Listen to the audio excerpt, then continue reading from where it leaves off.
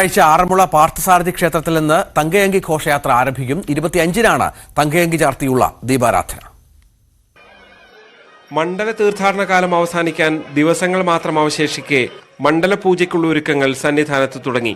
22-ന് ആറന്മുളയിൽ നിന്ന് തങ്കയങ്കി ഘോഷയാത്ര തുടങ്ങും.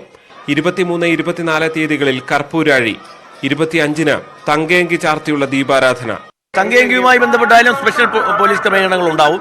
ക്രൗഡ് മാനേജ്മെന്റുമായി ബന്ധപ്പെട്ട ഇതുണ്ടാവും. അവർ 25-നാണ് ഇവിടെ എത്തുന്നത്. 25-ന് വൈകുന്നേരം 5 മണിക്ക് അവരെ ദേവസ്വം ബോർഡ് സ്വീകരിക്കും.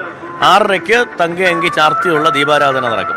മണ്ഡല പൂജയ്ക്ക് വിപുലമായ ക്രമീകരണങ്ങൾ ഒരുക്കാനാണ് തിരുവിതാംകൂർ ദേവസ്വം ബോർഡിന്റെയും പോലീസിന്റെയും തീരുമാനം. ഇക്കാര്യത്തിൽ വിവിധ തട്ടിലുള്ള ആലോചനകൾ തുടങ്ങിക്കഴിഞ്ഞു. തീർത്ഥാടകരുടെ എണ്ണം കൂടിയാലും ഭക്തർക്ക് ബുദ്ധിമുട്ടില്ലാതെ ദർശനത്തിനുള്ള സൗകര്യം ഒരുക്കാനാണ് ശ്രമം.